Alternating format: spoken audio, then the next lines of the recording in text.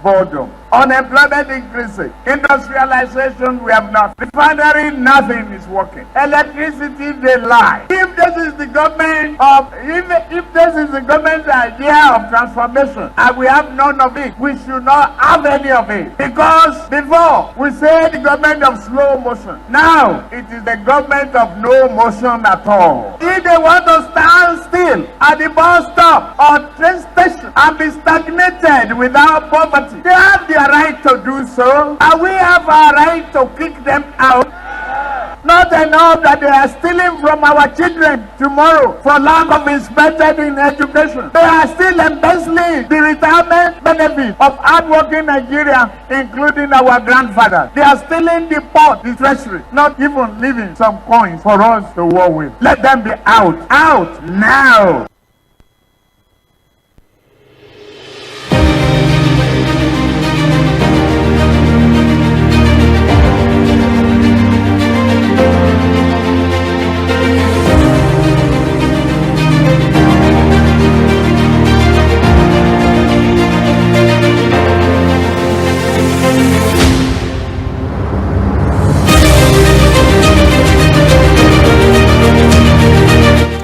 A very good afternoon to you. Welcome to Midweek Politics live on Miller 98.3 FM. It's my pleasure to know that you're joining us today. As usual, I would always do this every Wednesday from 1 to 3 p.m. We'll take you through everything you need to know about politics beyond the surface, beyond the regular news stories from your outlets, your newspaper, your radio, your TV, or even from your social media spaces. We go beyond the surface. We dig deeper, for you to understand every side to the story that I would always choose to discuss on the show today. And would always come here.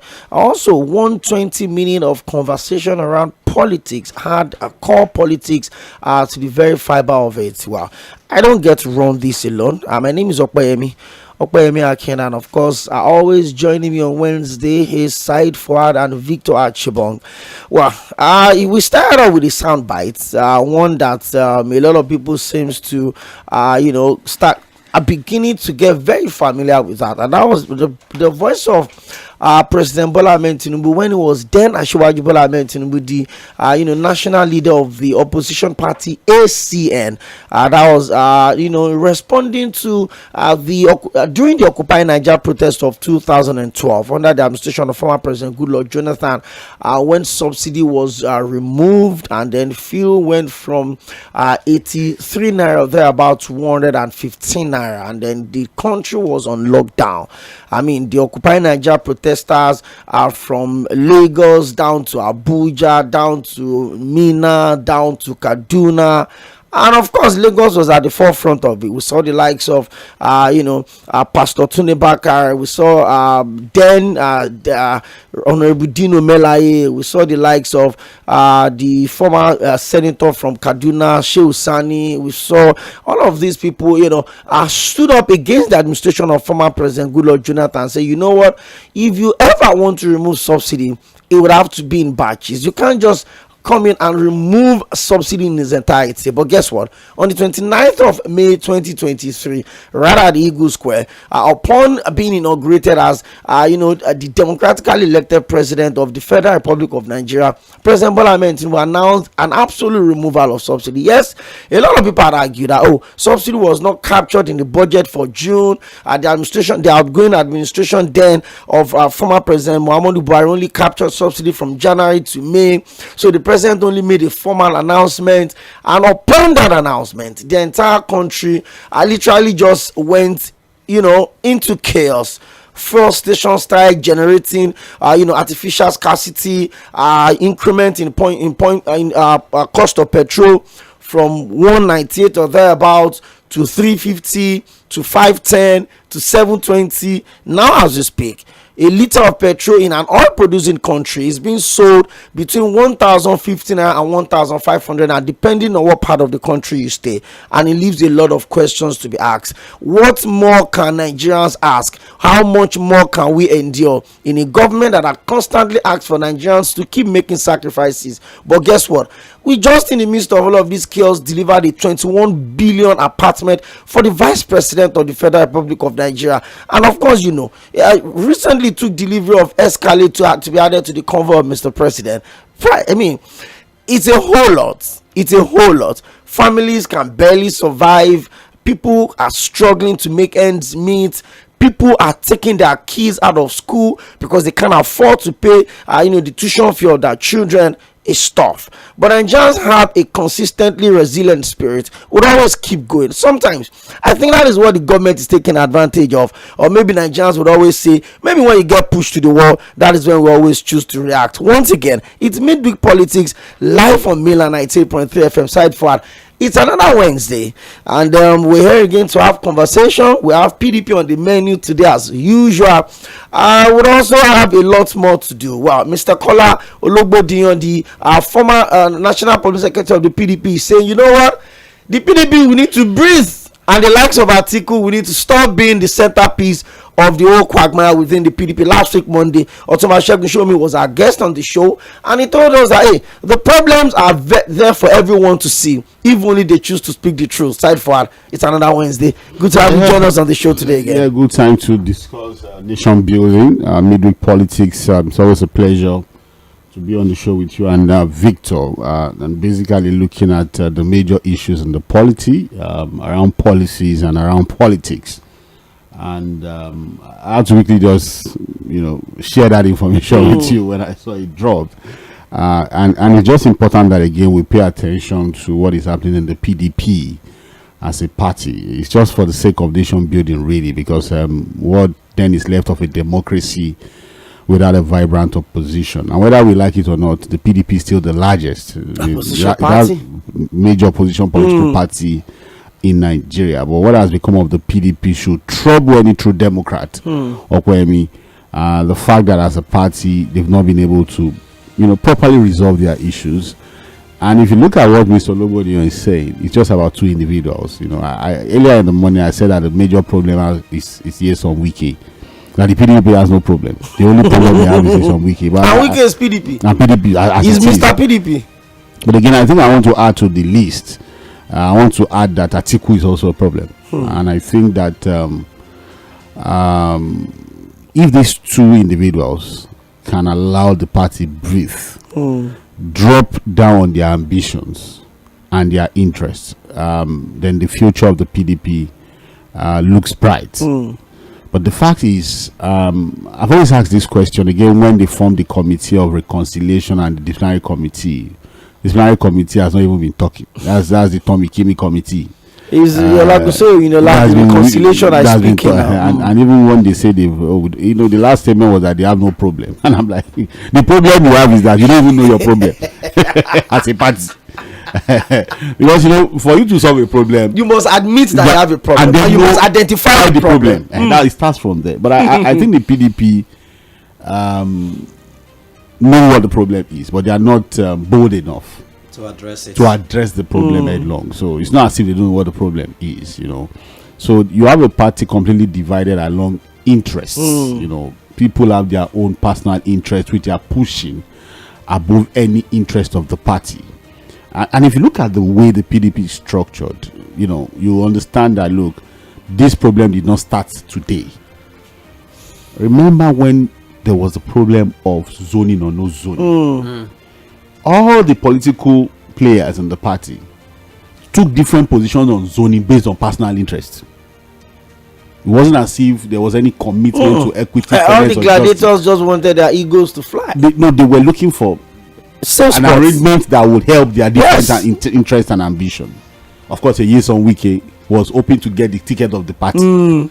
So he was talking about South, equity, fairness. He was a man that practically ensured that his own brother and kinsman was removed as chairman of the party. Because he knew that there would be a day people would question why the national chairman and presidential. So he was working. So everything he did, or he was doing practically. In fact, the period where the PDP was abandoned by a lot of those politicians, he stood because he hoped to build the party for a day when he was going to be the presidential candidate. And that's why it's extremely difficult for him to accept the fact that, look, after all he had done, I didn't get a ticket. That's one thing he's not able to stomach. I must tell you. And if you remember that when he lost the ticket of the party, Wike is somebody that says so many things that he has reneged on. You like to, Side for there's also a video where he said that, look, I can never be a vice presidential candidate. I don't want the VP slot. But look, his body language at the point when he lost the ticket of the party, till when he eventually now declared that he was going to be working for the APC for presidency because of equity, fairness, and justice, showed Okoyemi that he wanted the VP slot. He was leaving it open. But Atiku and his team and his advisor at that time had a different idea, and they settled for Ifeanyi, which I think Wike also saw as an affront on his political sagacity, an affront on his political control and influence within the PDP. That you are even going to choose somebody from the Niger Delta. You still won't choose me? He would have been. I guess he was waiting for them to choose him, then come to beg him. Then he now say that, even though I said I won't take it for the interest of the party, let me just take it. And then it was now difficult for him to say, okay, you know what? If I had said on the campaign ground that I'm going to support anybody who emerges, let me start one trouble. And he started the trouble with Ayu. And the idea was that, okay, if Atiku is going to take the ticket of the party, the chairman must not come from the same zone. So he started that attack on Ayu. And one of the things he also said was that Ayu, who should have been neutral during the primaries, was clearly partisan, took sides. He was clearly for Atiku.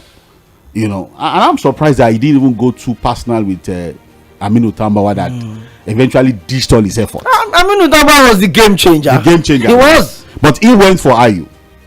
And at that time, I also thought that the Atiku camp made a very serious mistake. Because, we always ask, can't you just sacrifice Ayu? So that we now ask, what else do you want? No, Ayu is gone. But, I think there was ego issues at that time. Because what we had was that there were some governors of the PDP who told Atiku that, look, if you can't just continue to rub the ego of one man. You choose him, you lose all of us. If you decide to go his way, you lose us. But I thought at that time that, look, Atiku should have seen the problem coming, because at that time Wike was moving around with 5 governors. And if he had gotten what he wanted, maybe he would have been able to bring those other people back to the fore. But like Barrister Curtis would always say, that look, Wike's politics is so disruptive that a Wike would not even choose a Wike as running mate. Quoting Barrister Curtis, when you look at the bureau, he runs a very destructive kind of politics that, look, even him as presidential candidate cannot choose himself as a running mate.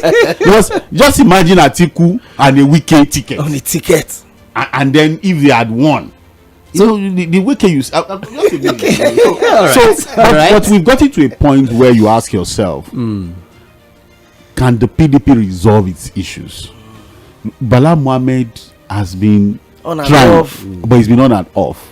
He's been the one that has been a bit vocal, and I think he has also been able to identify the problem. You know that Bala Mohammed has told Atiku, don't even bother. Don't. It is enough. And I think that's just the fact. He's making it clear to him that, look, let's have fresh air. Even if you go by his age, it's not even saying that, look, the party should not just be about you. And that's why I'm saying that I agree with Mr. Logo that, look, Wike and Atiku should allow the party to breathe. Atiku is tried, but in life, do you know how many people that have tried to become president? I'm talking about people with bigger influence, with bigger stake. No, maybe he's thriving on, the story of the immediate past president Muhammadu Buhari, tried about 4 times. Or maybe Abraham Lincoln is also Atiku's mentor. Eventually, yes. Sometimes in life, you have to be able to read the room. And like they always say, quit the stage when the ovation is loudest. He's tried, he's given his best. it doesn't take anything away from him. There's no way we're going to write the political history of Nigeria. I don't mention that. Not even from innovations. Not even from 1999. Vice president. Vice presidential candidate. Look. At the time where our democracy was on the cloud. The president for him. Come on, man. The goal is becoming That's the president. goal. But sometimes the goal should be the impact you are able to make in the lives of the people. And that's why I'm saying that if it's about political history, there's no way you're going to talk about our political history. All the way from 1990. It's been the around. Just Convention with late MK Abiola is been on his place. And he's had his own take in all of these issues. He's had his own story to write and tell. So if that one thing is not able to get, this still does. Look, Awolowo was never a president. And he's still here. But I can tell you that there's no way you're going to talk about politics, governance in Nigeria. Let's even start from 1960 to today. You mentioned Awolowo, the late sage. He's probably still the most influential figure in the Southwest that the Southwest ever produced as a politician, and he never became president. No doubt. Abiola too, the pillar of sports in Africa, the philanthropist by excellence. Look, at a point, Abiola was almost going to even be more popular than the country. Sure. Because of his exploits, both internationally and locally. Yes. But he never became president. But we still talk about him today. We still celebrate him, not because he became president or not, but because of his impact in the lives of the people. So, if Atiku sees himself as a nationalist, if he sees himself as an elder statesman, if he sees himself as someone who has benefited from Nigeria and it's time to give back to the country, it is not going to be about him becoming president. It is what he does now to ensure that the party, the PDP, remains intact.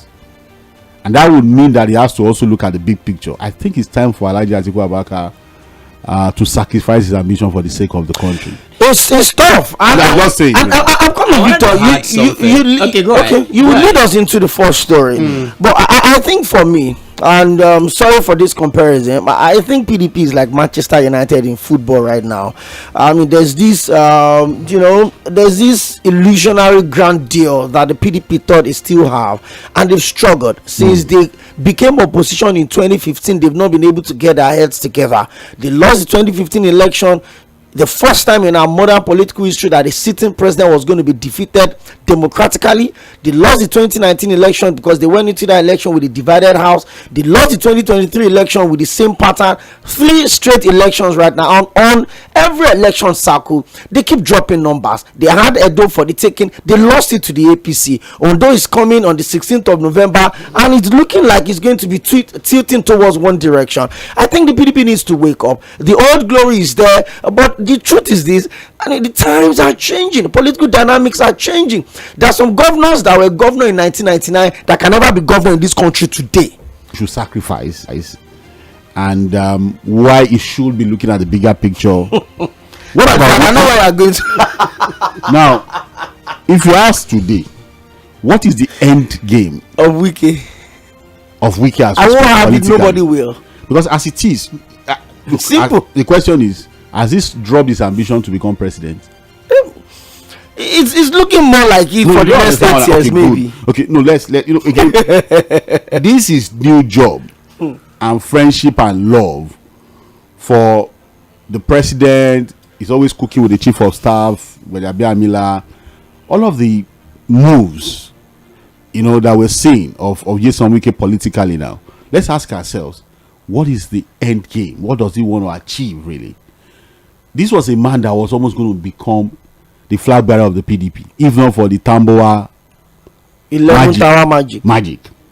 And as the flag bearer of the PDP, he was also a potential president because the elections would have gone either way. If you look at the PDP with the structure and everything, so and if not that, the PDP also had a lot of disgruntled members in the G5. But the story would have been different. So who knows? It could have even been tougher for the APC to win because Nyesom Wike would have delivered Rivers State to himself. It's not impossible that he would also Seyi Makinde would also deliver the state to him. The dynamics of the election kind of reduced Wike's, especially the outcome. Yes. Going into the primaries of the PDP, Wike was a big deal. So, Wike had a lot of projects in commission saying that states. Who says he would not have given a tougher challenge to the APC? Because I'm just saying now that look, he lost some states because of the G5 problem. So most likely he would have gotten Oyo. Maybe Delta. maybe would have, it's not impossible. Yes. Or maybe would have won Rivers for himself. Yes. So if you look at the margin of victory between the president and Atiku, You never maybe can we find would have those performed numbers. better. Yes. I'm just saying. So, but at the end of the day, it has gone the way it has gone. He lost out on the primaries on the ticket of the party. He had issues with that. It was very clear that, look, he was just a very bitter person who thought that, look, if I don't get it, nobody should get it. Now, he also played his own politics of trying to install a successor, and I suddenly realized that it's a bad investment. Using his word. Saif, Yes. when you were making that reference that even the Wike will not choose a Wike for vice president, I wanted to say, if Wike had known that the relationship between himself and Fubara would turn out to be like this, yeah. I don't think in his widest imagination He would have been saying, okay, this is the man I want for the job. Again, we are not new to the politics of godfatherism in Nigeria. And as we speak to you today, we still have some godfathers and godsons running states without any issues. Very true. At least in Kano State today, the governor and Kwankwanso still exist, on the godfather-godson relationship. In fact, the governor moves about with the Kwankwansia cap, the red cap. It's the same thing is happening in Borno State. In Borno State. Whether Zulu have never denied his loyalty to the vice president. Kashim Shettima. It's true. They have that relationship that works perfectly. The Lagos model is also there for anybody that wants to try and understand how godfatherism should be played and how to sustain it and continue to hold that control. The question is this, because again, a lot of people come and say, oh, Fubara this, Fubara that. I think sometimes when we think that the problem is Fubara because maybe it's a betrayer. I've seen people say it's a betrayer. These are people who are ingrate. You could have some overbearing godfathers. At some point you say, look, kill me, kuku pami. And if you did you see the earlier appointment of Fubara, all of his commissioners, his chief security so details? if you have a godfather that took almost all the commissioners, even your chief security details, that took almost everything. Your chief security detail. I've always told people, because again, we're just trying to be fair here. It's not as if we would encourage any form of godfatherism, really, because it's even alien, really, to democratic norms and practices. But since that's the way we like to play politics in Nigeria. I've told the pro-Wike people who keep saying, "Oh, Fubara is the problem." Have any of the two? Between Fubara and Wike, have they brought out any document to say, oh, agreement? This was the agreement. It's just yendeba. The question is, have any of the two of them brought out an agreement to say, oh, this was what we agreed on, and this is because in an agreement, the problem could be coming from either of the two parties. The question is, are we sure that Fubara has not met all the conditions of the agreement? Maybe Wike was just demanding for more than was necessary or more than was agreed between the two. Because the question is, from the things we've had, I don't think any godson would have tolerated that kind of godfather. Again, nothing confirmed, but some of the reports we got, a governor trying to receive visitors, and then a call comes through and say, look, I've told you not to meet with those kind of people. A governor trying to give instructions to commissioners, and then commissioners will tell the governor, have you spoken with Abuja? Were we not leaving witnesses to a chairman referring to the governor as a boy? The Attorney General of the state and the Commissioner for Justice said his loyalty is clearly to former Governor Wike. So we should ask ourselves, in other places where godfatherism has been working, is this how overbearing is that the way the godfathers behave themselves or carry themselves? Like I said, I will not in any way support any form of godfatherism, really. And we are just saying that, okay, let us even say we want to accept it as the way we play our politics. Look at Kwankwanso and this governor. I'm sure if Kwankwanso puts himself in a position where the governor has to stand against him, he will do that. And others, look at Shettima and and that's why I said that, by Sarkozy said that, look, if you know the nature and character of Wike, it would have been a big risk for Alhaji Atiku Abubakar to have even chosen him as a running mate, because a Wike himself will not choose a Wike as running mate. So maybe for Fubara too, it was wrong for him to have even worked with Wike as a godfather.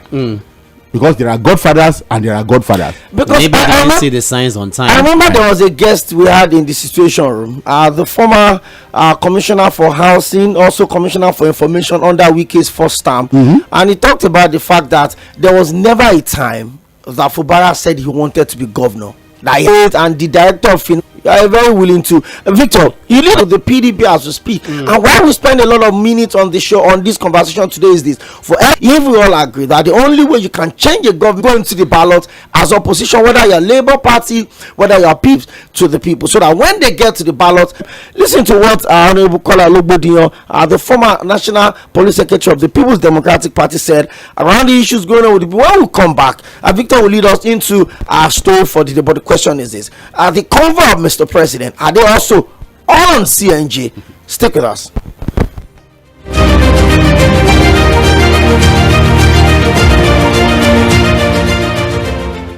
Let's make it very clear to each other and through you to Nigerians.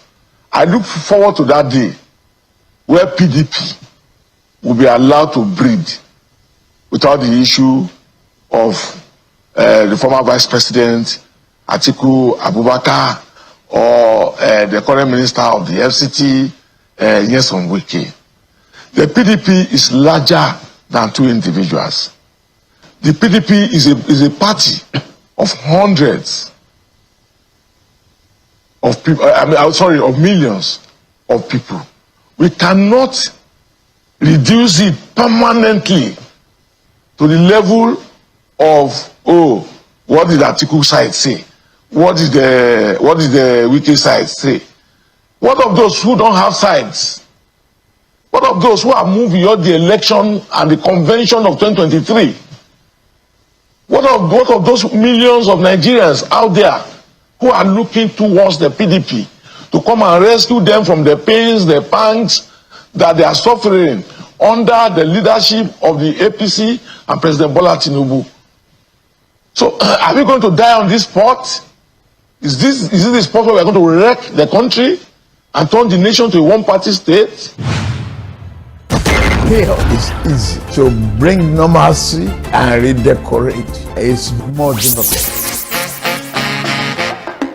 The general elections in 2023 have created conversations and consequences that will live with us for years to come. From the executive to the judiciary, legislature, media, and the people, organized labor, and civil society organizations, issues that will continue to shape the future of our country needs continuous probing and interrogation. I see the greater objective for the party, and let me tell you, I've told the PDP in some locations that, gentlemen, be careful. Better men have founded parties that have gone into oblivion. Where's the party of Awolowo? Where's the party of Azikwe? Where's the PRP of Rimi? Political parties must be nurtured, they must be reinvented, they must be true. Join Okoyemi Akinyode and Said Fuad on Midweek Politics every Wednesday 1 to 3 p.m. on Mainland 98.3 FM for thought-provoking conversations, voices from the top, engaging interviews, in-depth analysis on all matters around politics, policies, and governance. Midweek Politics on Mainland 98.3 FM, bringing the right perspectives to everything politics.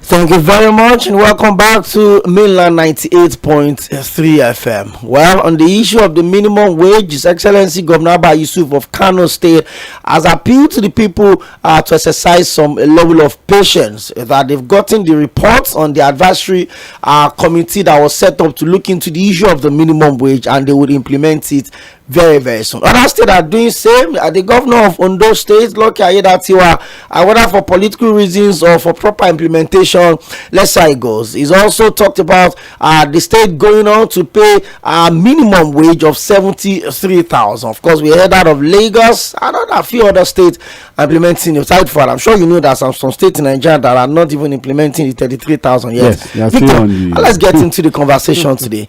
I mean, is CNG scorecard? Well, I would have a question for you, Victor, and I would appreciate if you can answer me.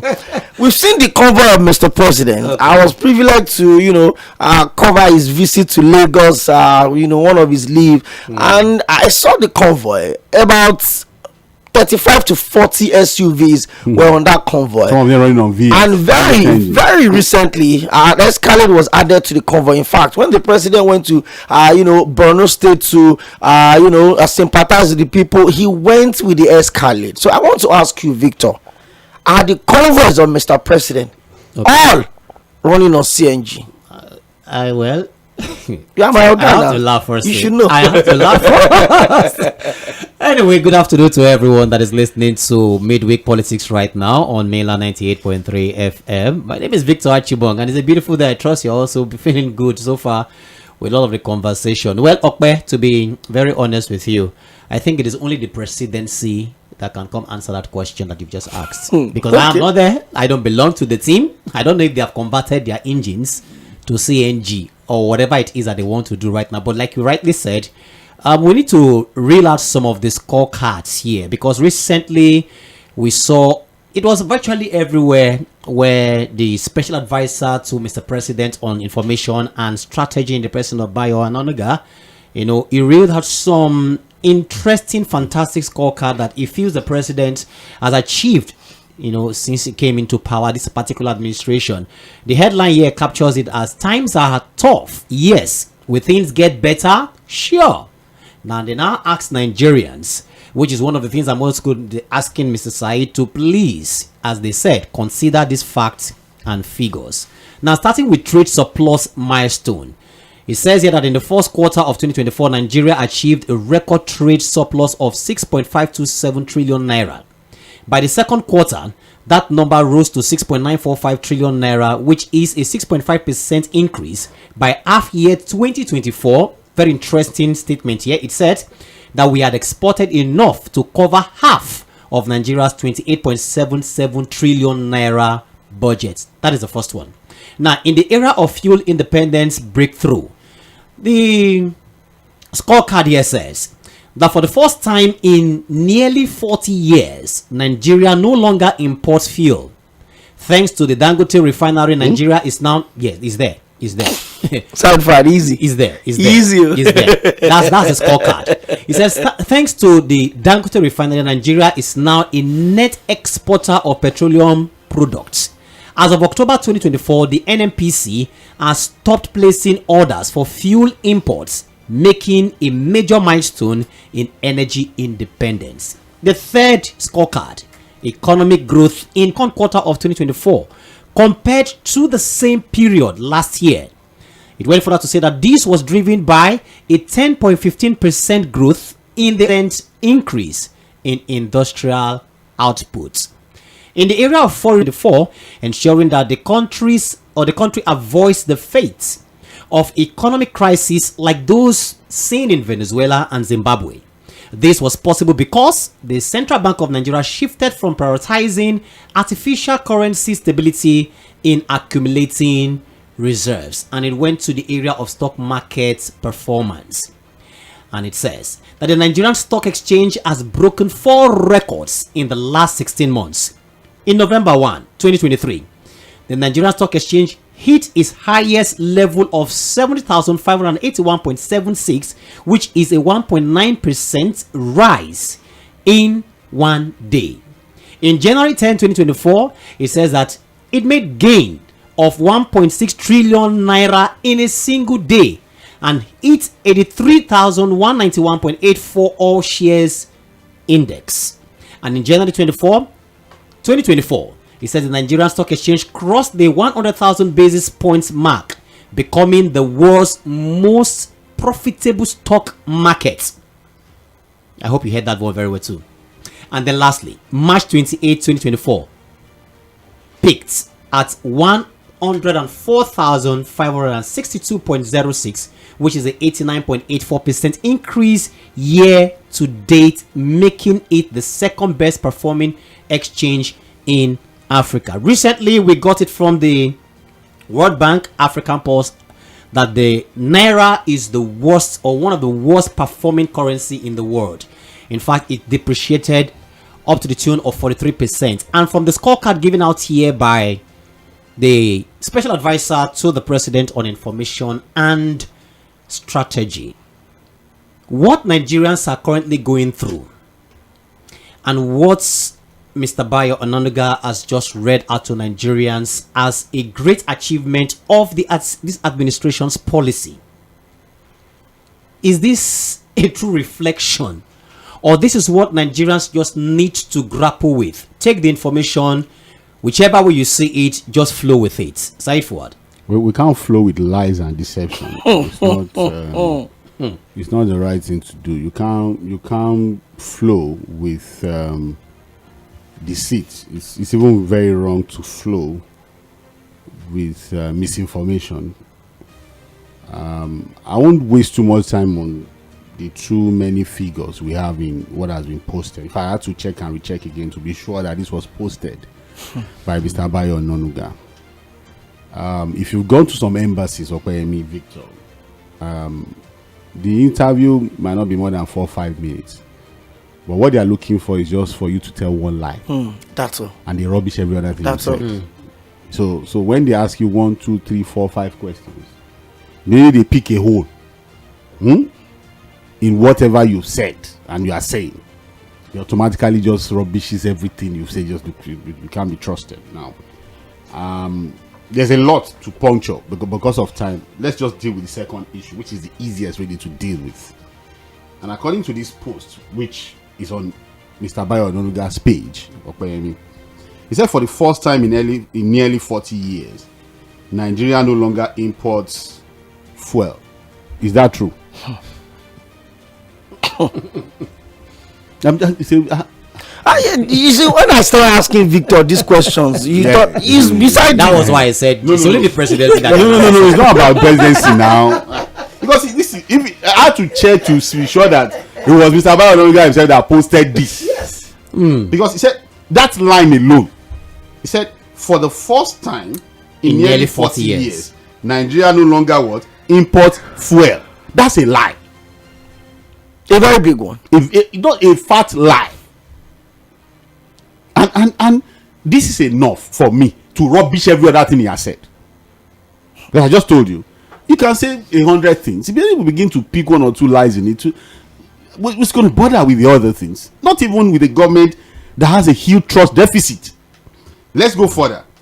Thanks to the Dangote refinery, the same refinery that's gasping for breath, the refinery that the owner he's running kitikata. So refinery, Nigeria is now net exporter of petroleum products. And you know what it means to be a net exporter? That's you are cashing out. You are cashing out. You are blowing big. It means you solved your locally. You solved your problem. You are blowing big. So after you fed yourself, you are okay. You have reserve. You are now reaching out. How is that true? And we've met our open quota. That's also another lie. Now, still on that same statement, Dangote refinery, he said that as October 2024, this is our October, the NNPC has stopped placing orders for fuel imports. That's another lie. Because consistently we've seen reports that apart from marketers bringing in the products, the NNPCL is still bringing the products. And then finally, making a major milestone in again, I won't deal with the other trade surplus, the economic growth. And in the issue of trade surplus, we need to ask ourselves, for you to talk about trade surplus, how well have we been able to ramp up production? Again, you need to ask yourself, if you say, look, we are doing well with trade surplus now, what were we even doing before? 0 plus 0 is 0. We are coming from an extremely bad place. So whatever you think we are even doing now, we should ask ourselves, has it changed anything? What have we done to ramp up production? For us to have, because again, if you now begin to deal with these figures, I'm not going to be, discussing people who are conjuring figures to manage perception of the people. If the country is on the right track, do you know how to know a working economy? you know it in the living standards of the world, of the people. Very simple. It's not difficult. A year ago, or let us even say 5 years ago, what was your living standard? What is your living standard now? You know, before we came in, I was having a conversation about the fact that, look, this presidency keeps talking about the fact that, look, we now have more money to share. We are now raising more revenue. Go and meet your governors. There's not enough money for them. The question is this. The 900 billion they used to share under Buhari and the 1.3 trillion now. Which one is better? What's the difference? Even the 900 billion is even better. It's even better than what we have now. Look at how badly the naira has depreciated. You understand that? Look, the assumption that we now have more money to share is a lie. Because yes, there's more money, but more money that has lost more value. I don't know if you understand what we're saying. So, if you put all of this together, I think it's just very important that I think the president should help himself by surrounding himself with people who are not Sycophants, yes. Who are not political jobbers, who are not praise singers. You know, you can always have a team of people, a group of people, technocrats, who will do a proper evaluation, who are not going to rub his ego. He could have that, you know, people who more like the boiling room of experts who will be there to really dissect issues dispassionately, who are not going to get emotional, who are not looking for political appointments, who are just more interested in him succeeding as president rather than him remaining in presidency for their own interest. Oh, so far as the president, my job is guaranteed, my job is secured. You can't be listening to people like that, really, when it comes to serious business of nation building. Because if you look at it, and that was why it felt like a bit of an embarrassment to what we consider to be the capacity of the president when it comes to governance, when he was talking about the fact that, look, it's either you buy for 1,000 or you go and buy CNG for 200 naira. And when we were asking, how do you come up with a long-term solution for an immediate problem? How is that even a remedial solution to a problem that people are talking about the rising cost of PMS? The NMDPRA boss was telling us that, look, we only have about 50 CNG stations across the country, and most of those stations are either in Abuja or Lagos. Even in Lagos, how many of them do we have around? So the man in Ijewu-Ekiti will bring his vehicle to Lagos, come and charge. Between Abuja and Lagos, where to go to. If the president is telling us that, look, we have an energy transition plan of 15 years, and that, look, this entire CNG thing will take us the next 15 years. Even their own projections of 1 million vehicles by 2027. It's not workable. What does it even solve? What problem does it solve? It's not solving anything. It's not solving anything. And for people who think that we are just being unnecessarily critical, go and I've told a few people to go and do a read up. Go and look at the 5 countries with the most gas deposits in the world, and ask yourself whether the CNG is a thing they are forcing on the people. Russia has the highest gas deposit, the largest gas deposit in the world. The entire vehicles that run on CNG in that country is about 225,000, and mostly for public transportation. So you ask yourself, how did this only get to the point where it is CNG or nothing? How did we get here? Whereas what you are saying as the only alternative that people must force themselves to accept, it's not even available. It's not even available. So you put the cart before the horse. You bind us to the Philistines. You bind us to our fate, to accept what is not even available. The technology is not readily available. The infrastructure is readily available. Even the safety standards, there are still concerns about it. And let us also ask ourselves, remember that, look, a lot of poor average Nigerians used to use kerosene to cook. If you remember, gas was probably more like a luxury then. At what point did we now become a nation where everybody now shifted to gas? If you go take note, it was the point when kerosene was deregulated, the price of kerosene, and then the price went up, and then people felt that gas is even almost cheaper than kerosene. It's even cleaner, Abi, and that kerosene, of course, will mess your house up and all of that. So there was a massive departure from the use of kerosene. So you have situations where even the lowest of the lowest are buying 3 kg cylinders, even when it's not convenient. And then when there was that drift What happened to the price of gas? It went up because the demand for it absolutely went up. It's simple law. So if everybody, let us even say the infrastructure is available, which is not available, and that we have everything that can see us miraculously migrate from a PMS dependent nation to CNG. The price of CNG will go up. This one that saying I drove 3,200 from Lagos to Ibadan. I'm still here.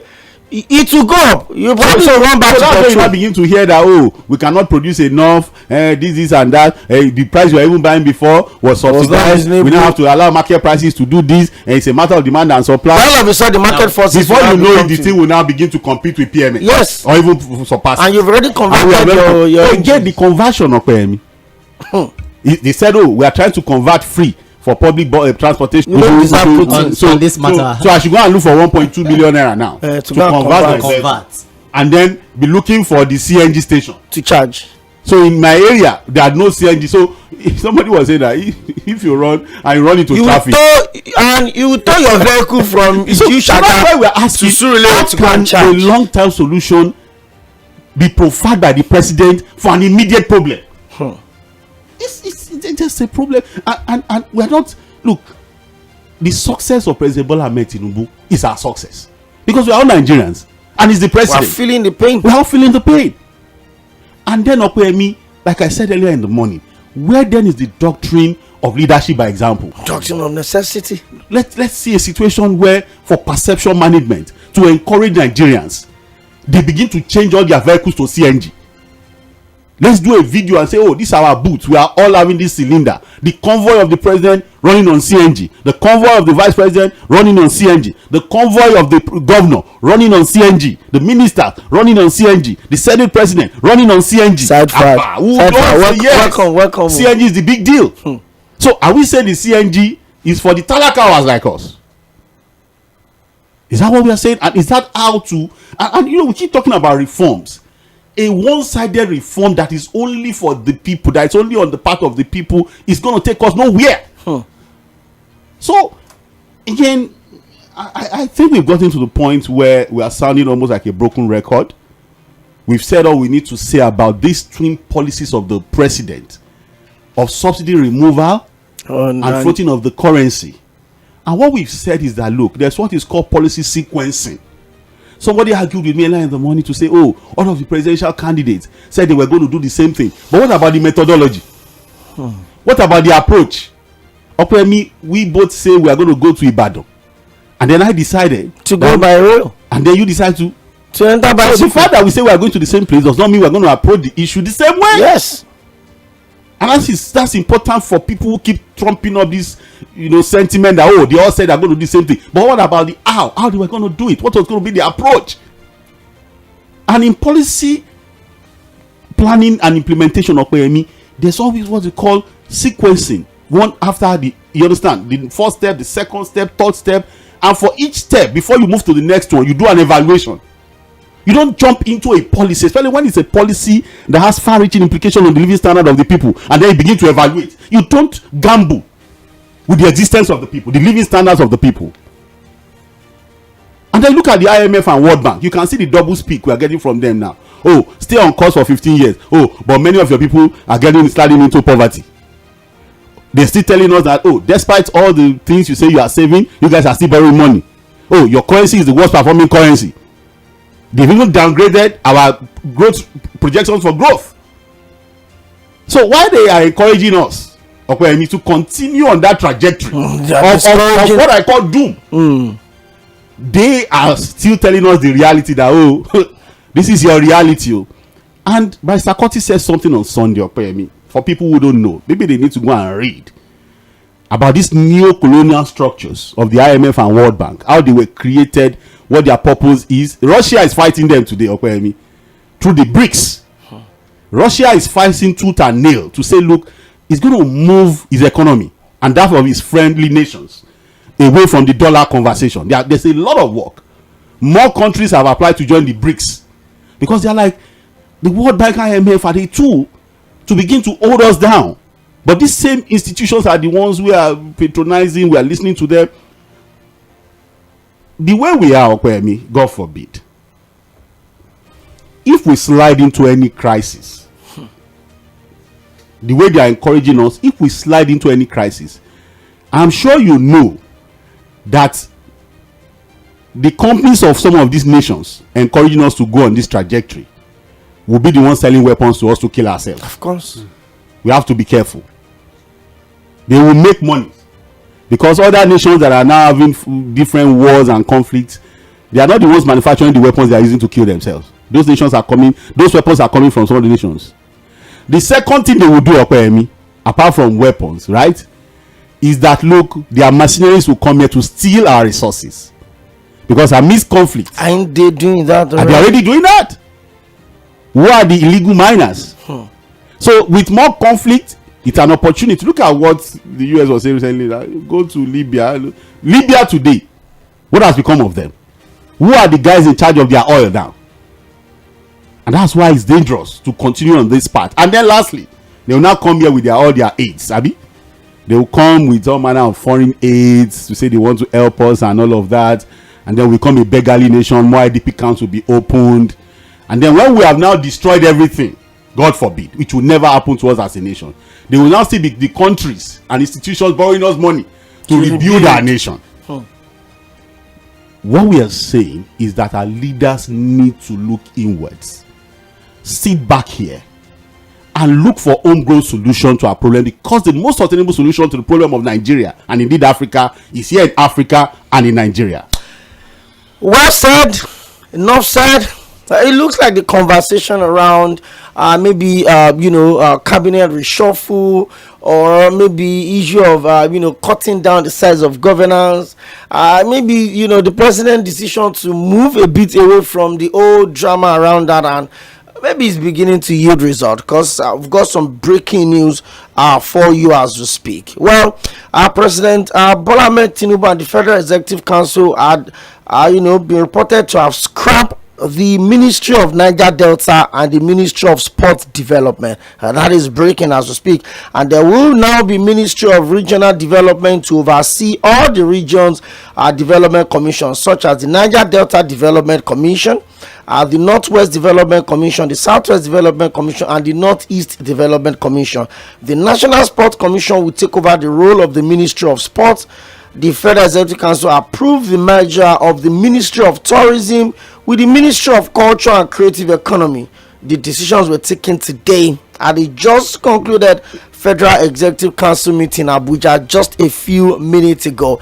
Keep on that locked on Mainland 98.3 FM. We'll give you full details of this breaking development. Yes, let's get back into the conversation very quickly. Let's talk about politics. Aside forward, the national chairman of the ruling APC and the immediate past governor of Kano State had come out to say that the party, the APC, would take over the Southwest. And it's going to be an interesting conversation. Reason being that the recently conducted election in Ondo State went the way of the APC. Next month, 16th specifically, is the governorship election in Ondo State. And from all of the projections and the indices that we have, the sitting governor, the former deputy governor, Lucky Aiyedatiwa, is the leading candidate for that election. And coincidentally, the person Lucky Aiyedatiwa replaced as deputy, Agbola Ajayi, is now the candidate of the opposition party, the PDP. Let's see all of that will go for. Next year we'll have all circle elections also in some southwestern states. There's Osun in the conversation, there's a kit in the conversation. So Abdullah Ganduje is boasting, and he says that his party, the APC, will capture the Southwest by winning November 16 governorship election in Ondo State.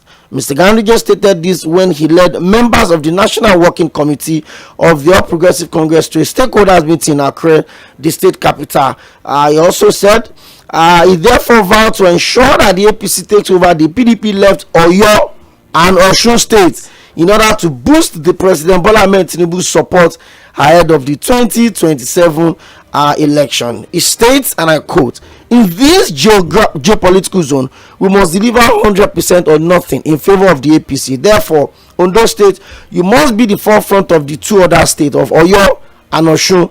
We will capture them. but I will not reveal our secret. We're strategizing. Everything must be 100% behind President Bola Ahmed Tinubu ahead of the 2027 election. He further says that in this coming election, we're solidly behind you, Governor Aiyedatiwa. We have made arrangements at the national level to have a successful election, and I announced Governor Babajide Sanwo-Olu as the chairman of National Campaign Council for the Ondo State 2024 November 16 election. Side forward, capture. What does that tell you about the mindset of the people that we have? My guest on Monday talked about the fact that in Nigeria, for every 4-year tenure, politics is 2 years, governance is 2 years. In a country where the people are grappling with survival, the national chairman of the party is talking about capturing states. Do we really have priorities in our political conversation here, side forward? Well, for the politicians, the priority is to win elections. And nothing more. I'm not going to blame the chairman of the APC for thinking only of how to capture states. That's the business of politics, really. The issue of capture as a word here, maybe semantics, really. He's thinking of winning, But again, if you're going to be looking at the deeper explanation or the deeper interpretation of that in the context of how we play politics in Nigeria, I think the word capture is inappropriate. It's appropriate only in the thinking of our politicians, the way we grab it, run away with it, and the whole things we do with our electoral process, But you are supposed to win elections, really. You don't capture states. Capture is more like you have a war situation where you deploy all manner of violence and disruption to be able to win something or take over something. It's just like the word annex. When Russia annexed Crimea, you can capture territories, but you win elections. So but when you use the word capture, it's of course to raise some concerns really in the minds of the people. But if you look at the Southwest, I think it's the only region that seems to have a balance between the APC and the PDP, because you have 3 states currently. I think 4-2. It's 4-2. I don't know. My mind tells me Ondo is not going to be different. The people in Ondo State. I listened to the YPP guy yesterday. I like the fact that if you look at the things that help parties win election, especially elections like crisis is enough. Because look at even their showing in Edo State. How many of the governors went there? The leaders of the party were not speaking with one voice on how to support Godwin Obaseki and Aṣíwájú Ighodalo. No, they said he's actually fighting with all of them. Wike was not going to be there. And Wike was part of the people that made him governor 4 years ago. So a house divided against itself cannot stand. An incumbent that also has the support of the federal might.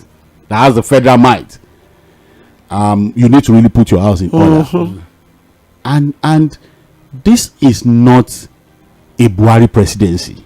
President Bola Ahmed Tinubu is going to put in mind in every off-cycle election till the general elections. Buhari is a self-preservationist. If the election is not about his own, whoever wins is. You do. I do. The man that went to Guseta and raised up 2 people's hands. So you know that the PDP did primaries and then they presented the flag bearer of the party to him and he raised the flag bearer against your party. He was what was the party? APP or one party? Amosun's party.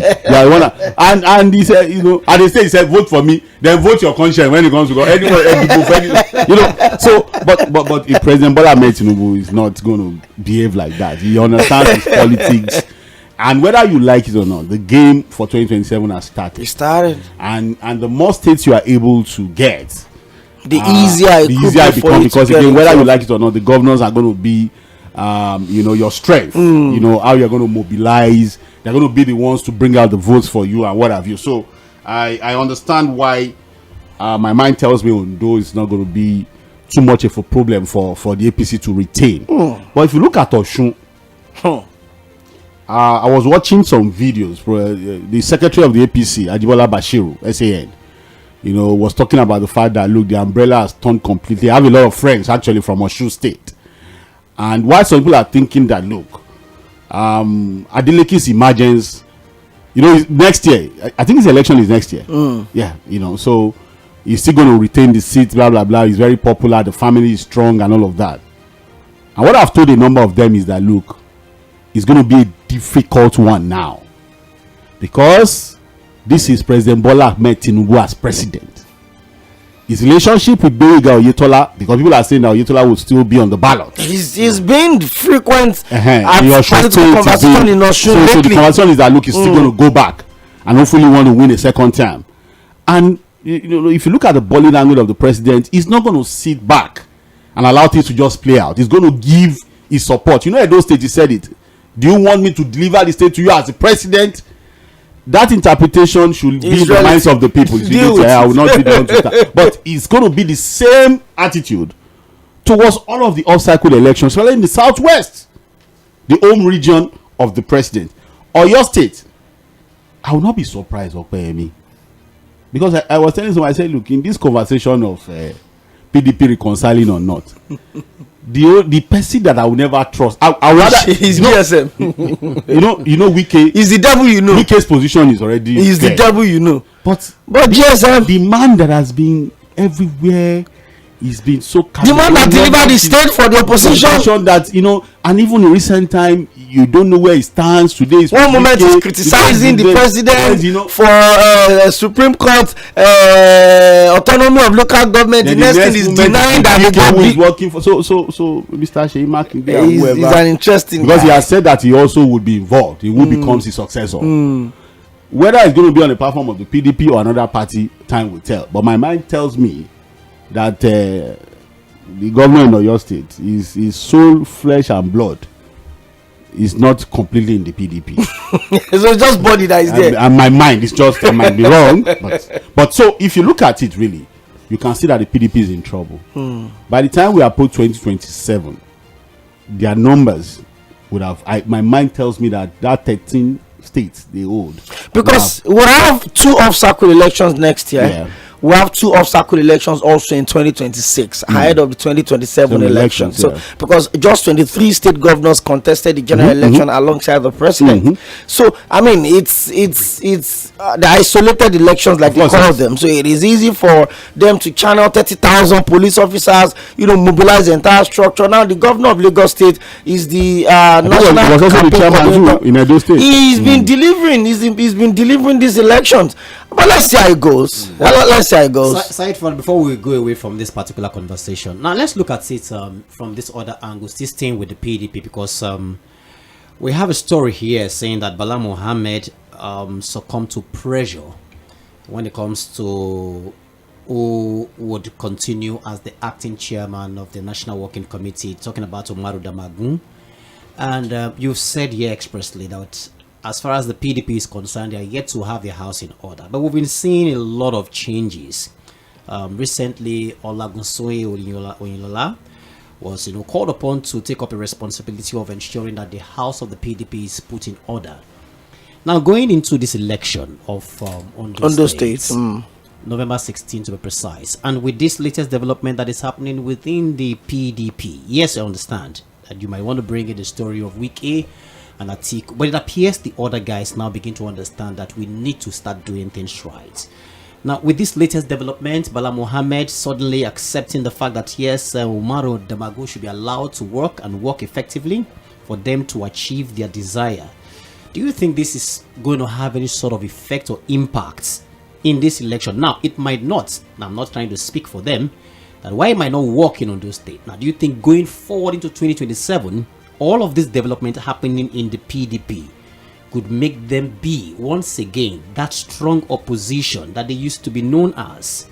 Of course, let's not forget that they came out as the ruling party way back in 2015, and up till now they are still looking for how to go back in there.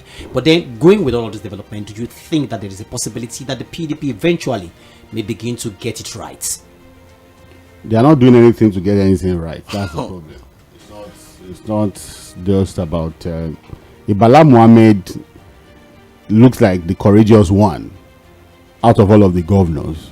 Again, but a lot of people are also asking about his ambition. I'm coming, his yes. presidential ambition. About every time he tries to show courage, and then he sees something that flashes at his face to say, "Look, the one." He's out. He pulls back into his shell.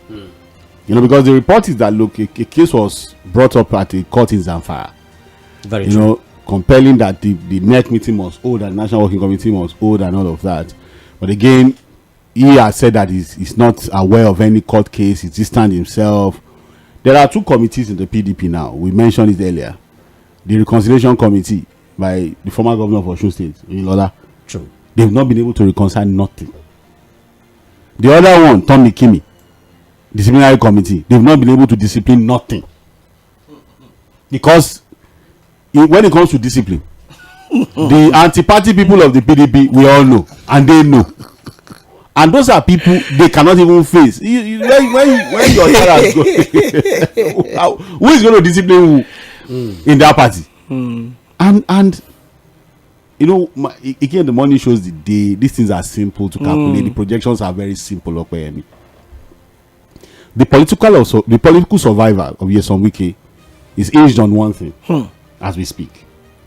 Whether with his trouble in his home state or when it comes to national politics, it is how long he's able to maintain a good relationship with the president. It's almost like the only person that can cut him to size.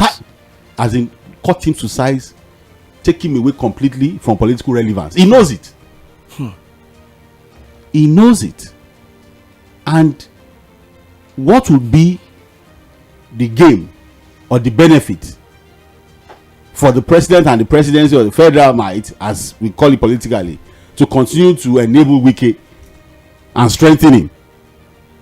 Is it not to continue to see that he's able to help them decimate the opposition party? So, and unfortunately, the people that know that Wike is the problem don't have a solution to the Wike problem. With Article 2, which is also another problem, I don't think they have a solution. There's still Fayose somewhere. Well, Fayose, I think Fayose is not where Fayose is there, but not as influential. Just the same way we have the G5 governors. I think the only influential member of the G5 now is a Wike because he's a minister and he enjoys the patronage of the federal might. The other one is Seyi Makinde, who is a governor. He's a sitting governor. But the others 3, where is it going? Those ones, those are just making the numbers. But whether you like it or not, these are former governors too, who have some level of influence, just like Fayose. But I look at the party, that PDP. I'm restraining myself to say it's a dead party. Honestly, it's just because that's heavy. It's heavy, really. But if you put everything, but Sarkozy keeps telling me that they reconcile. I say, I'm not seeing any reconciliation. Because if you say there's light at the end of the tunnel, these days, people build tunnels and put lights in them. Why did you take light to the end of the tunnel? How are we going to see where the light to get to where the light is? And if you see tunnels all over the world, from the start to the finish, even Independence Tunnel in Maryland, there's light from beginning to the end. The tunnels we So for people who think, all of this is a temporary problem for the PDP, to so long the PDP into serious reckoning, they'll probably do decent showings, but for them to take over power, Victor. One more story will pick the course. The phone lines are on fire. I'm even looking at Facebook now. Hopefully I should be able to read up all of the messages. But if I can't, I'll leave the rest for you. It says that the former jail term for asking and talking and taking a 3. I was listening to him, I think yesterday, when it's integrity and for that bribe. No, I'm even saying on the floor of the house. Yeah. He just wants to be Mr. Integrity. He was remember the issue of all of these with a lot of vectors. Is this? Remember, established the anti-graft agency. So I'm wondering, night on national TV, countering what Olisagbakoba said, because Olisagbakoba is leading the 19 governors to challenge the statutory law that establishes the EFCC. What if, I'm just saying, what if the EFCC, what if the court says the EFCC was known that the EFCC are persecuted and got convictions from? I think it's only lawyers that will help us sort that out. But again, the Supreme Court will give a ruling. I think it's next month. The reserve judgment for November. Next month, so we're waiting for that ruling. And because of the sensitive nature of this issue, we don't want to go prejudicial. Exactly. So I think we just have to wait to see what the FCC will say on this particular matter. Because again, without the EFCC, really, what becomes of fight against corruption? With the EFCC, how well are we able to fight corruption? But at least. But you have something. At least there's still the fear of something. Well, wait to see what the Supreme Court will say on that. Let's keep our fingers crossed. And now it's time for you to join the conversation. 0913-600-0410. That's the number to call. And 0913-600-0430. That is the number to text. Don't forget, we're streaming live at facebook.com/mainland98.3 FM. Also on YouTube, mainland 98.3 FM. You can watch us live and drop your comments. Well, in case you're just joining us, we start this conversation 1 o'clock. I would always do this every Wednesday from 1 to 3 p.m. I want 20 minutes of conversation around politics. Today, we've looked at the statement of the national chairman of the APC, Abdullahi Ganduje, saying that his party will capture the Southwest and make the second term ambition of President Bola Ahmed Tinubu a very easy one. Well, he said so. And then the whole conversation around buying fuel for 1,000 or convert to 200 naira CNG. And we ask, how many of the vehicles in President Bola Ahmed Tinubu's convoys are actually running on CNG? How many of his cabinet members? How many of the senators? How many of the House of Reps members? How many of the directors of ministries, departments, and agencies? How many of these people are also, driving on CNG buses? These are the questions we need to ask. If we say we should lead, we should make sacrifices. It should begin, from the top. We looked at that. And I would also look at the statement of the former National Public Secretary of the PDP, Honorable Kola Olugbo, saying that, hey guys, until the two people that are holding sway in the PDP relaxes and let the party breathe, PDP may just be going to a very early end, and they probably would never come back. He made mention of the fact that the issue between Atiku Abubakar and the immediate past governor of Rivers State, the current FCT minister, Barrister Nyesom Wike, needs to be resolved as quick and as soon as possible. The PDP was supposed to organize, the NEC meeting tomorrow, Thursday, but it's been moved till November 20th after the governorship election in Ondo State. Well, talk to us 0913-600-0410. Victor would also read some of the messages that we have on Facebook and on YouTube. It's mainland 98.3 FM, and this is Midweek Politics. Hello, good afternoon. Welcome to the show. Good afternoon, Gope. You're welcome. Thank you, sir. My name is Tᴏɪᴛᴛᴏ. I'm calling from Surulere. Father, I greet you. Good afternoon, sir. On first very day, Baba become president. Ogafad asked question, what do we expect from Baba? And I let Ogafad know that I hope Baba will prove me wrong. Well, anyway, if I put me wrong, it's continue to put me right. These are the things. And Ogafad said something. I require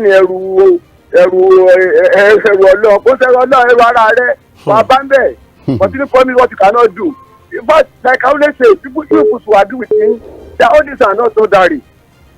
For that age, to be promised what you are not going. My brother, if I promise my child, when I'm coming with biscuits, 50 naira. I must take it home. I don't take for granted. These are the things. Oh, I think everything just go down fear of Almighty, or fear of your feet, or fear of whatever you believe on it. Until you go back there, to me, this is how we will continue to fabulate. God knows. Thank you, my brother. Thank you very much. 0913-600-0410. Keep your calls coming in, and also keep your texts coming in as well. We read your messages here and even on Facebook as we go on with the show. Hello, good afternoon. Welcome to Mainland FM. Good afternoon, sir. The two generals. Good afternoon. Yes, this is Samuel calling from Ikeja. Good afternoon, sir. Good afternoon. Yes. I think sometimes we need to be critical on this politician to let them know that the issue that we are facing today is not issue that somebody will be, maybe the way we talk and the way we romance issues, you understand? These politicians take us for granted. Look at what you people read to us this afternoon. As somebody, the spokesperson of the president, coming out to tell us that this is the achievement that the president, since he became a president, this is the achievement that he achieved for the last 1 year plus. You see, I can compare this president, just like a pilot that want to take to fly a aeroplane, and he just take off. After taking off, before he now realized that there is no fuel in that aeroplane, and already he's on air. He now discovered that there is no fuel. So what do you think that will happen? See, the problem we have, until we should know the time for politics and time for governance. Presently, we are making this president look as if maybe he is an emperor, somebody that nobody that he cannot be defeated. You understand? And it is not so. You understand? If really the INEC and we do things in the right way, I don't think somebody like this current president should not even have a rethink of coming back 2027. I am telling you the fact. Because what people are passing through today in this country, we should not even be talking about 2027. Do you know what a family are passing through? People cannot feed. People are sleeping in their office. Business are falling up, and somebody is thinking of 2027. Come on, let's look for something else to discuss. Thank you very much. Said Fuad gave a very perfect response to that story. I mean, these politicians think of the next 7 years when they've not even spent 1 month in office, and that is exactly what they live for. We have career politicians in Nigeria, people that have risen through and their entire life. I mean, recently I was looking through the profile of Rotimi Amechi, and I was comparing with Nyesom Wike. I mean, you look at how old Rotimi Amechi is, and then you look at how long he's been in power. Former Speaker of the Rivers State House of Assembly, 2-time governor, 8 years as a serving minister. And how old is he? How old is Wike himself? Former chairman of a local government, 2-time governor, minister of state for education. He came in very early, really. I mean, these are young guys that have been holding political office as 56. Yes. So if you look at Rotimi Amechi is also within that same bracket. Minister, that means he came in his early 30s. Early 30s, or maybe late 20s. Yeah. These guys have been in political office around that time, and they've achieved so much within a very short period of time. So that is what they live for. I remember when the former chief press secretary to the former Rivers State governor and the 2-time commissioner, he said, in the southwest there we are quite elite with our politics, that we know when to pull back, we know when to re-strategize. But in Rivers State, they said they lead politics 247 365 days. They don't know when to stop, because that's what they live for. So that's what the politicians are living for. Talk to us. Hello, good afternoon, welcome to Mainland FM. Hello, good afternoon. You're welcome. This is Charles from Festac. Mr. Charles from Festac. About PDP, I don't know why you guys are always talking us about the PDP issue. Because let's stop discussing about PDP. Let's stop discussing about it, because in your analysis you complain that nothing like PDP again. APC will take over everywhere. Let them take over. We know the way they rigged the election. The election was rigged. Now, candidate is telling somebody who is supposed to be in chair by now because of the dollar issue. He's telling you that they will capture. What do they mean of capture? Capture is a coup. Now you capture by force. That's what they mean, that they will capture the whole southwest. Capture it has been posted that they will capture southeast. Let them go to southeast and capture everywhere. Let's turn everything to one party. Tinubu will rule for 8 years. That's how we are shouting. Hey, Buhari, Messiah. They are gone. Tinubu will rule 8 years and go. So we see that nothing will happen. So let's give it to them. Let the whole nation, the 36 states, turn to APC states. Let them rule. After 8 years, we'll wash them away and look for another party. I'm saying, I beg, all this master strategy, master this, master that, master this. Okay, we'll end one day now. Let's rule for 8 years and go. So that we know that we'll close the Tinubu chapter. We'll close the Buhari chapter. The Messiah, the Kaskiani. You don't come, we didn't see anything. Tinubu have come, the worst government in Nigeria in the history. Like the last caller said, if it's a single country, we should be thinking about 2027 of Tinubu coming back. We can't worship in Nigeria. Thank you. You know why we cannot keep quiet and say, again, we have to be careful to think that, while we're talking about the PDP, we said in our analysis, the reality is that we're putting the facts on the table. Really. It is no sentiment. And there are no sentiments. It is the numbers. It's just we're looking at the facts, we're looking at the trajectory, the positioning, you know, the attitude of the people who are even supposed to rescue the PDP, what they are doing, what they are not doing, you know. And we can't just keep quiet. So let him just use 8 years, because whatever he does for 8 years, will not be done for more than 10 decades. They keep complaining that the last 8 years they meant a collapsed economy. So we'll still continue to engage with the authorities and speak truth to power. Okay? Let's get back to the phone lines. After this one, Victor takes us to Facebook. Hello, good afternoon. Hello, good afternoon. You're welcome. Good afternoon. Can you hear me, please? Yeah, very well. You need to speak louder. Madam Salam. Good afternoon, sir. Speak into the phone. No, we hear you. Can you hear me, please? Yes, but we can be. Yeah, it can be better. Okay. My name is Madam Salah, and I'm calling from Alagbado. You're welcome. Come. Gaford, the problem of PDP is far from over.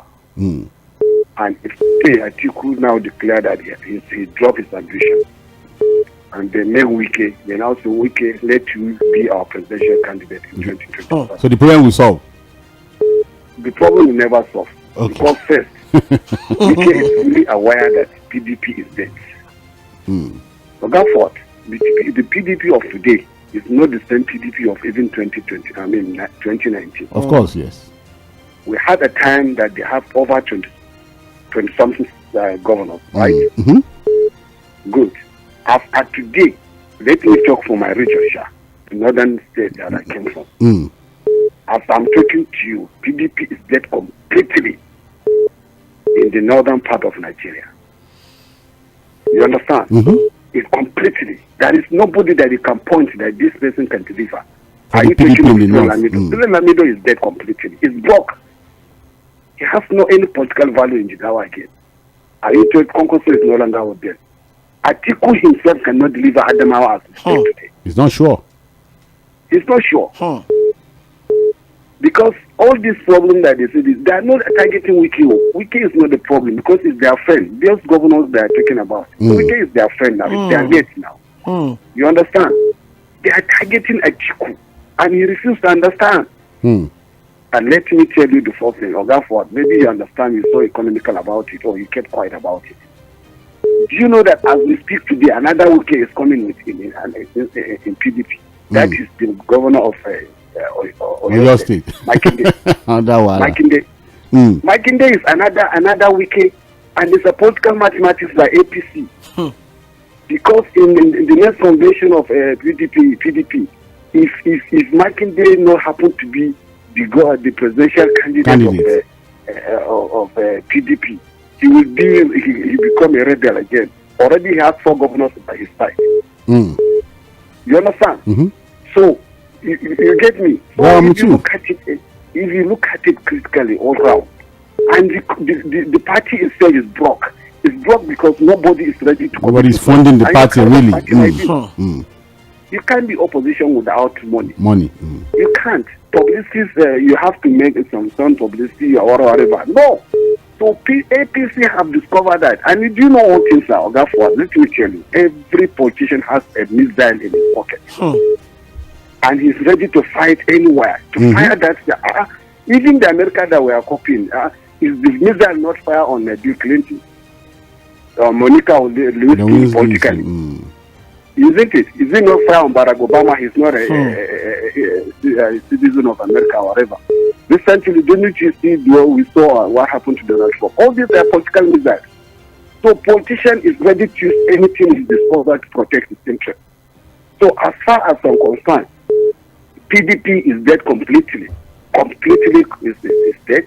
There is nothing they will do, and more camps are going to happen right after the convention. Okay, look at the Mago issue. It's a very simple issue. This is the national secretary now. Act him, no? Stand there, just becomes a problem. Just a time. The man become a cancer of lung.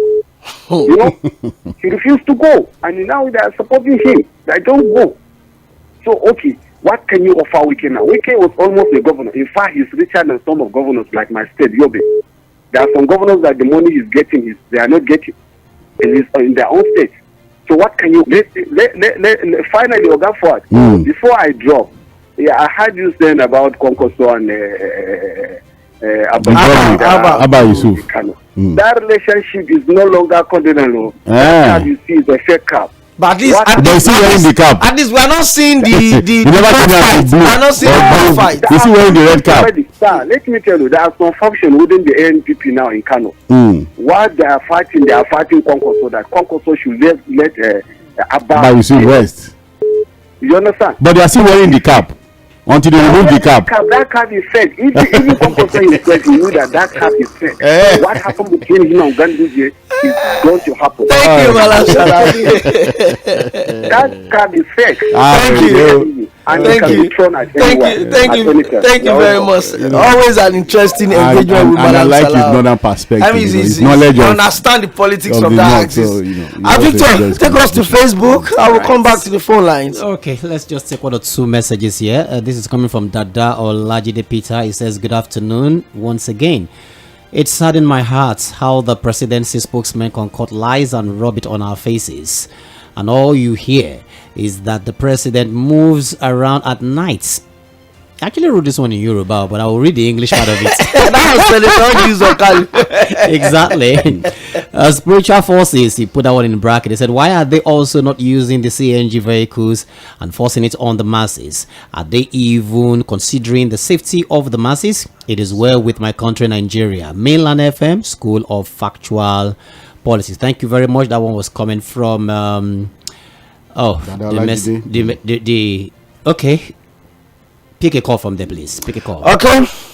Let's read some messages. Chima from Surrey says, I'm greatly perplexed by the statement of the APC chairman and the brutal and inappropriate use of the word capture. Do elections in Nigeria not amount to waste of money? Our electoral process need serious sanitization. Okay.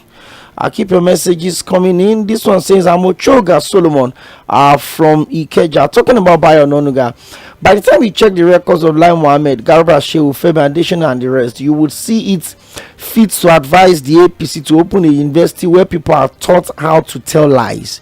Talking about the president and the presidency using CNG vehicles, if at all they even want to, is it not the taxpayers' money they will still use for this ridiculous amount of conversion? Like one of you said, I always imagine if Wike were to be the president or VP of Nigeria. God always sees the end from the beginning. Aside this present calamitous state that Nigeria is in, 2027 will be another big mess. Okay, keep call. Okay, let me take this one here. Okay. This is Benjamin. He says, good afternoon, Okoyemi, Victor, Fuad. God bless all of you for saying it as it is. The statement of President Tinubu telling Nigeria, if they cannot buy fuel for 1,000 naira, they can buy CNG gas for 200 naira, has shown that NNPCL and Dangote has no problem about the pump price. But the president, this is the president that promised reducing pump price. If he becomes president today, reverse is the case. All President Tinubu promise are all deception, to say the least. May God bless the good people in Nigeria. Amen. Benjamin from Shogunle.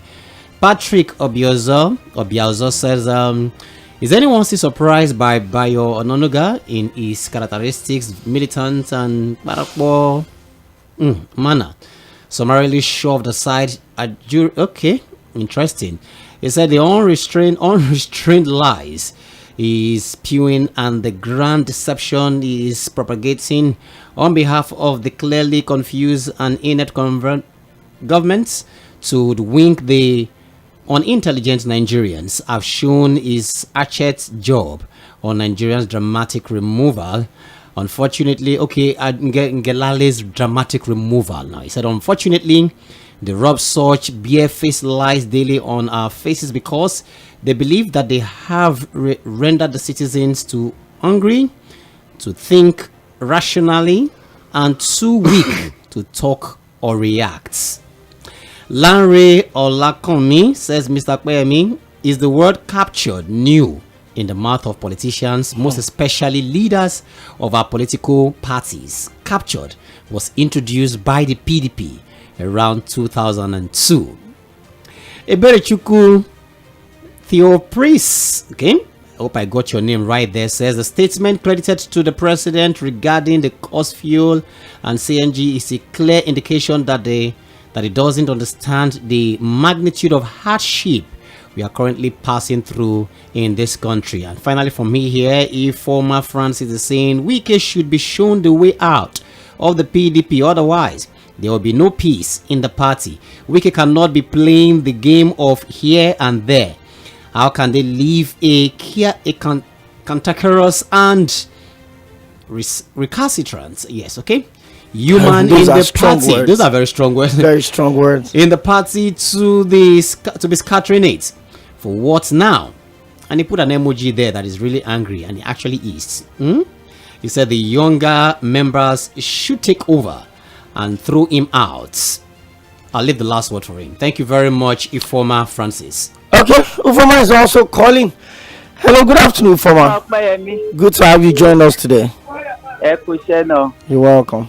I greet everybody here. Fuad and Victor. Good afternoon. Welcome, Informer.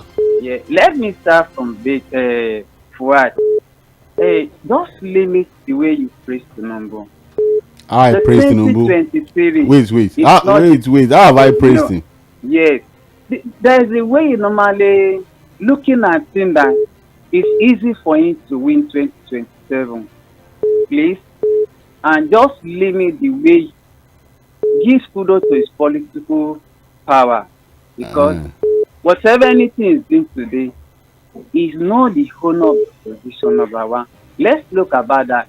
In 2027 to come, you know, they are looking at to win all the Southwest, focusing on Osun State and Oyo State. Is going to bite them. Edo election, APC. You know, on those state of Payemi, APC we have it. They don't want to so there is nothing to do. Is that something we don't know, Informer, that you know? you know, do you know the area I'm waiting for? Come 2026, we will see the better PDP. So whatever anything that happen now, let's just wait for 2026. Shebi Shema today is having a dream of becoming the president. Do you know the area of the angle I've been looking for? The angle of Wike. The river we are mentioning, APC, they don't win the river state. So whatever it could have happened in 2023, let's just look and go beyond, because the INEC contribute, and also Supreme Court contribute. But one thing we are just looking for, we are not enjoying the democracy at all. Unless we have a lesson that is free, that every one of us will come on air and say that, okay, this election is free, and the people we vote in it, they are not doing anything. We may have an ego mind, okay, come in 4 years time, we will vote them out. So, but looking what is happening now, the political dream of Tinubu, this true is between life and death. Why I will repeat it again, Konsheru Tinubu for the president, and he cannot give us a better leader. Thank you. Thank you very much, Informer. Very interesting and engaging conversation, by the way. Keep your calls coming in 0913600. It's just about the crisis going on within the PDP, and some of the opposition parties just a learner. Some of us know how much energy the so-called ruling party is putting in. Business is what would serve as a major element to this party, so that only it is just a sorry case for Nigeria. That's Steve when Atiku, Saraki and top men left it. And when the president, then Jonathan, left it to die, he used the opportunity he had to salvage it. That is from AB. I'm sure that is AB. Pepper them. 09136000410. That's so many messages to read. Good afternoon, guys. I'm enjoying your conversation today. But the truth is this: Wike would always have his way within the. He left Obaseki. Now Obaseki was left to roast. President Tinubu will not be able to fix all of the problems, but the signs are looking good. That is Bola from Oshodi. Okay, I think is pro APC. There's no way Tinubu cannot be defeated if the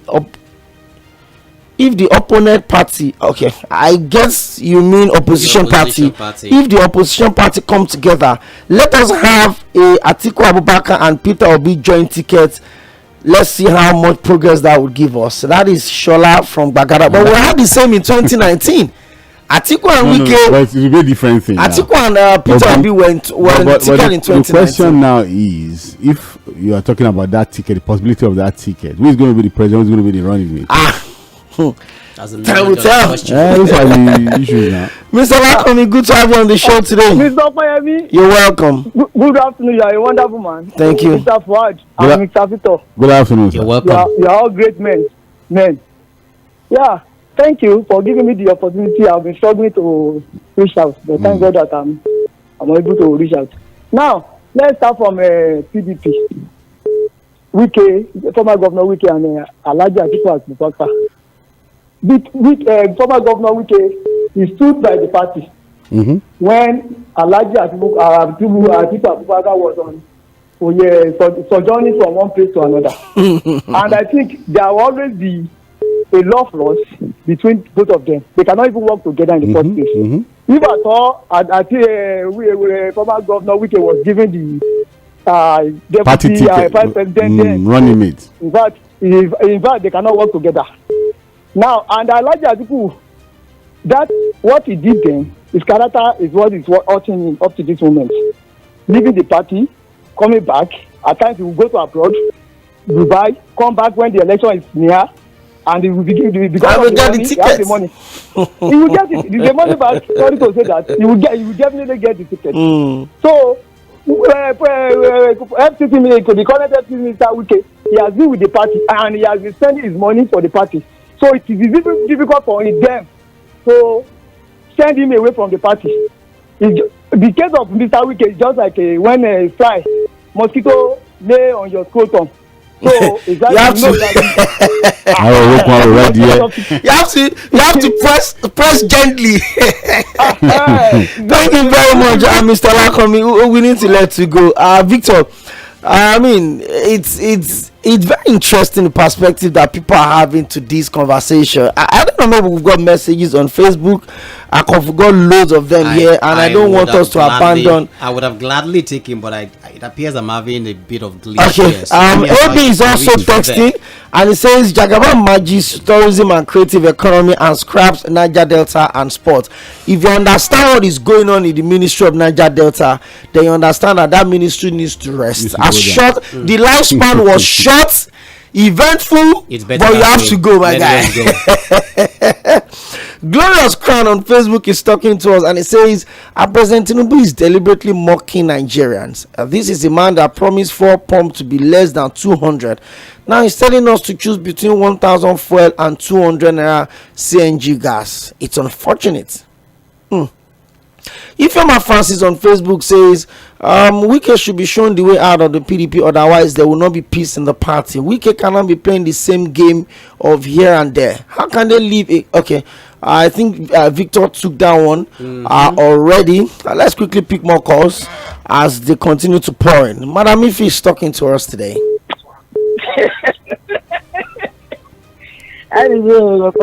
You're welcome. Good afternoon, madam. Good afternoon. How your family? We do. And what's the name of the third boy? It remains Victor. Victor. Victor. Okay. I'm not asking about my own family. No, I can't have your feet there now. Okay, your family. You are fine. Okay. What? I'm going to support you for man. We are supposed to do for the masses. The masses are hungry, angry, depressed, suicidal. I'm telling you. The way you are talking as if nobody can remove Tinubu. We can remove him. Buy market. Yes, we can remove him. If they allow us to vote if they allow our votes to be counted. See what happened in Edo State. Is that how elections should be? They always say, let us do it, make them go court. All those kind of hooliganism type of politics, we should stop it. On what basis will APC win any state the way Nigeria is now? There's one chairman that did not go to, that was not put in convention, will be telling us that we are going to sweep the whole place. You want to turn Nigeria to one party state? So make all of us come Mugu. It's not done. The bosses are not happy with him. They're not happy. Oh. I'm looking for money. How many millions to go for my treatment? I'm lying down in the almost 2 months now, bedridden. Then one person, if it was during the PDP time, all this I could have done it and be free of all this excruciating pain that I'm going through. The one man will not say he will come and win my Delta State, he will win Akwaibo, he will win Rivers. For what? So what did you do at the center? You are telling me to go and buy for like 1,000 naira, 1,300, and you want to win the election for what? Let them allow our vote count, and we will see whether Tinubu will come back. If you pick any party, you will win Tinubu in 2027. Fuad, let's go. Yeah. I volunteer as a campaign manager. Yes, I finish with Twitter on my Facebook. Why do you want to be going with some time? No, Madam, if you said you contest against Tinubu, you will win the election, hands down. Okay. And I said I will volunteer to be your campaign manager. It's okay. At least we have been working together. I know your capacity and sagacity. This one is Jimmy from Lagos, and he says there's a saying that loyalty for government is cash and carry. Okay, and this one says whether we like it or not, the people of Nigeria will have the opportunity again to choose who preside over them in 2027, and that choice will be made today based on what drives our sentiment. Said is speaking like the spokesperson of Bola Ahmed Tinubu. However, I also think he's just speaking from a deep knowledge of what Tinubu is about. He is a good politician, but is not a good leader. Ooh. Okay. Thank you very much. You know, when it comes to politics, we understand the emotions and sentiments. Yeah. That comes with, I was having an engagement with one of the APC leaders recently. Side forward, hold your thoughts. Let me talk to Mr. Olakunle. He's been calling. Oh, okay. Hello. Good day. Good to have you join us, and thank you for being consistent. Well, you guys have helped my level of laughter all through the morning. This afternoon, I couldn't just help laughing about how Nigerians need to be purged of political and financial understanding. Because the truth about it is that the more we get purged, the more we can lift the veil of our eyes off emotion and begin to see the true picture of politics and how it works. I would have loved when people continue to blame INEC for losing the election. But the question I always have to ask them is that when they win the election, how come they don't blame this same INEC? They say doesn't do the right thing. Or INEC is only for one party unexpectedly, and tomorrow it is for another party. Come on. I continue to say that the best election that has been conducted in Nigeria is the 2003 election. And that's why you never had the kind of 12 to 15 million votes we were having before. We don't have those kind of things again. And we say personally that if you won an election, how difficult is it for you to bring your former to court and prove it? You won't do that, because when you get there, under 3 minutes, they trash the whole story you have gone and they throw it into the trash can, because it simply does not make sense. Because these things are numbers and you can see them, you can read them.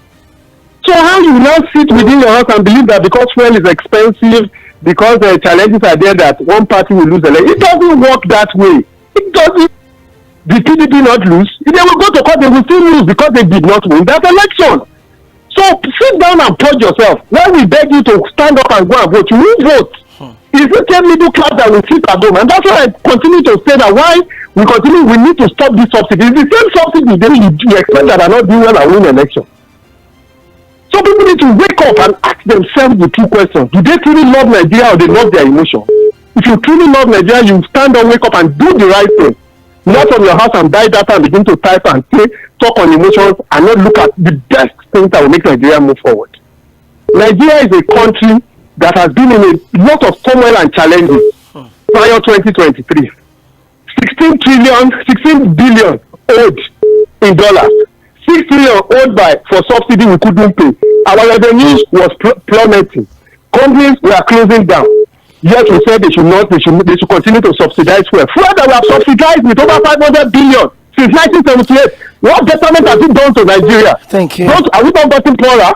Thank you, Mr. Luka. Our index on life have they not dropped? Thank you, Mr. Luka. Are you and I better than we were 20 years? Thank you, Mr. Wake up, for Christ's sake, and not stop lying to ourselves and leave emotions out and tell ourselves the truth. Nigeria must move forward and it must be better. Thank you. Nigeria. Thank you. And God bless you too. Side forward will press for time. But that was the last stretch of it all. Well, again, you know, two issues he addressed was how do we win elections in Nigeria? And I think the fact is that, look, consistently we've seen that, look, the performance of our politicians does not determine whether they win or lose elections in Nigeria. You know, there are other factors.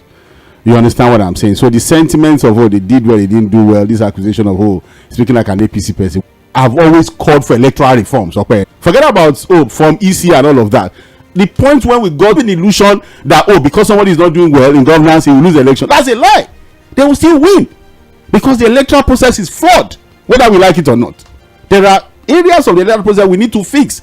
The commitment to fixing it is not there. And until we do the right thing about the electoral system, the worst of us will continue to the best of us. And then the issue of subsidy for Mr. Olakunle, the reality is that subsidy will never be the problem. It is the way we manage subsidy that has always been the problem. All over the world, people subsidize things for the poorest and the most vulnerable in their society. It's our own subsidy regime that we should question. In 2012, when Jonathan tried to remove subsidy, the same people you are supporting, what did they say? They say kill corruption, not Nigerians. So what they were saying then was that, look, kill the corruption around subsidy, not Nigeria. So what has already changed? No, the what was the position of in 2012? And what has already changed? And then we're also saying that even if we agree that subsidy has to go on PMS and then we need to float the naira, what about the methodology, the process, the thinking, the strategy towards it? Now we jumped into the water. There's no plan. That's what we are saying.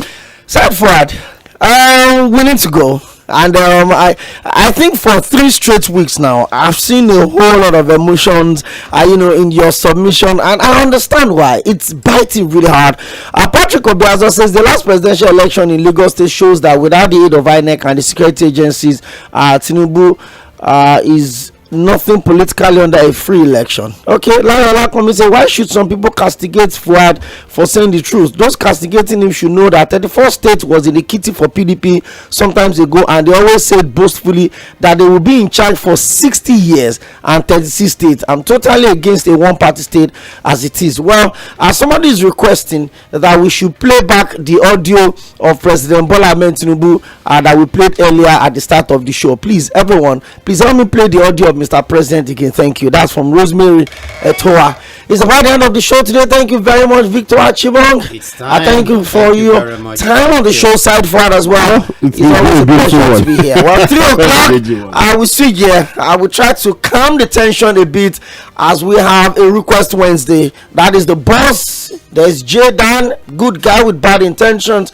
Of course, with his very beautiful co-host, BB the biggest B, and they will take you through Wednesday request show on the bus. It's Mainland 98.3 FM. My name is Okoyemi Akene. This show returns on Wednesday next week from 1 o'clock, but by 4 o'clock, join Sage Babalola, and of course 6 o'clock we'll come back for sport, and 7 o'clock it's a ladies' night, 7 to 9 p.m. We've got so much for you, so you have to keep your dial locked only on Mainland 98.3 FM, because we are the sound of Lagos.